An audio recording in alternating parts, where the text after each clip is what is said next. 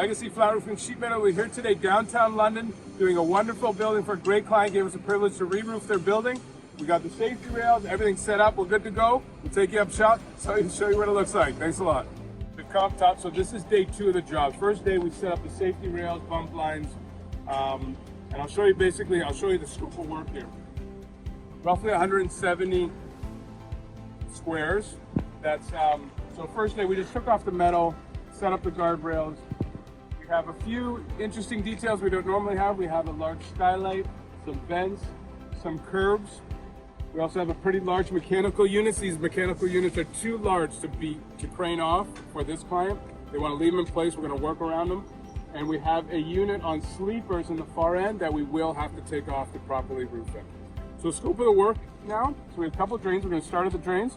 We want to put the recovery board. We came in earlier, got the water out. We got some blowing and cleaning to do. We're going to put a recovery board. Again, we gave the client a couple options. This is the option they chose to go with. A recovery board and then a new 2-ply modified bitumen base roof. So there we go. We are going to get going. We'll show you how the job gets going. Thanks a lot. Thanks. So we got to a pretty interesting detail. We got to the spot where we had to re-roof the skylight. So there you go. Take a look. So there's only one proper way to re-roof the skylight. You have to take the glazing and the detailing around off. You can see it over there. All the trim and the glazing has come off. We carefully remove that. Now there's many different manufacturers of skylights, but ultimately they're all mechanically fastened together. So you got to figure out how that works, undo it, and then there you go. We have removed the skylight, so now you can see the wood curb underneath. Without doing that, you're always worried about snow and water coming in on winter if it's really heavy. So the base sheet has been wrapped over the curb. You can see the primer. And also before, you never want to weld granulated cap sheet to cap sheet, so you do want to put a two-ply. That's a massive system. That's Supreme's licensed warranty system. So you put a two-ply system there, and then you have a 2-inch weld, so no snow and ice can get on. There you go. That's what it looks like. You can see the base sheet, and now we have the cap sheet, and we'll show you what it looks like after we put the skylight on. So that's just a simple technical way to install, basically redo a skylight. There you go. Legacy Flat Roofing Sheet Metal. We came back. Go ahead, take a look. So we're just nearing maybe the 20% mark of the job. We have the drains installed. You saw in the last video how we did the skylight. I'll show you how we do the curbs here. So this is an exhaust curb, whether it's for a kitchen, bathroom, maybe they have a different facility inside. So you want to remove the fan curb to be able to bring your roofing material up and over the curb. And then this has a galvanized lip, so it'll come down. So then when you install it back on, it all closes out properly. There you go. That's how we do our curb details. We installed a pitch pocket on this roof because this unit is too large. We weren't going to remove the unit. It's also midsummer. They don't want to have their AC disconnected. So to be able to roof it with it in, you can see the electrical conduits. There's no way we're going to move this electrical conduit. So we left it in place. We installed a pitch pocket and a single ply polyurethane chem kind of curb that goes inside. And then you weld the outside, maybe put a bead of black caulking, and that's a nice way to do a pitch pocket when you can't remove a certain detail. So there we go.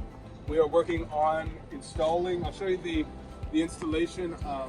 Again, it's a peel and stick system. You can see the red primer, and that's a release sheet off the back.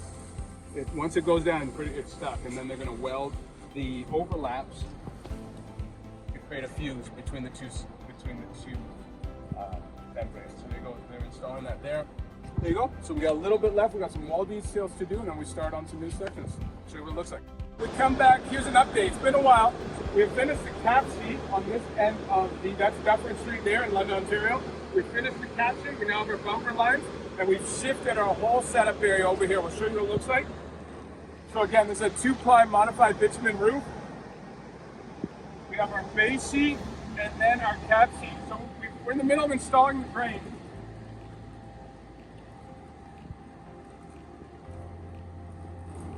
So this roof has 4 internal roof drains. Means the roof drain is in the roof area and they have internal plumbing under the deck. So we have a insert, and then if you look a little closer, we have a U-flow connection. So if you see the 3 screws at the bottom there, that is a system which allows it to seal to the existing pipe. So if there was ever to get a backup of water, say it froze or it got clogged, the water wouldn't come out the existing pipe, but flow back onto the roof and not drain the inside.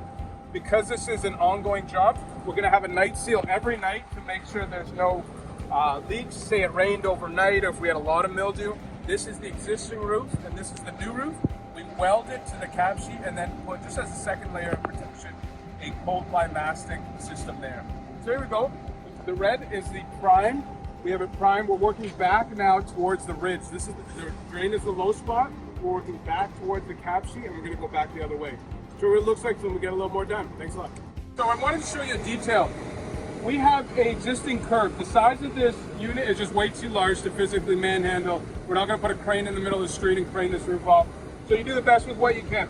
First of all, you want to do a chalk line and make sure your flashings are straight. You got chalk line. This is a peel and stick system. So after we weld the field, we weld the edges of two-ply. Supreme is a two-ply warrant, two-ply, and then elastical stick. So it gives you 2 or 3 different areas of protection of the details.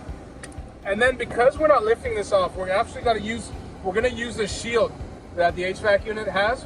So we cut our flashings, tuck them in, and then after we trim them, we're able to tuck them in up behind this shield. And then also when we're done, we're going to put a piece of metal skirt flashing around this whole thing to protect that. That's the detail when you can't lift the curb off the unit. Thanks a lot. Legacy Flat Roof and Sheet Metal just finished the job, finished the cleanup. We did the final walkthrough with the client. This job really turned out good. I'm happy with how it turned out. Legacy Flat Roof and Sheet Metal downtown, about 170 squares. Really happy how it turned out. Thank you so much to the client. We appreciate it. See you on the next one.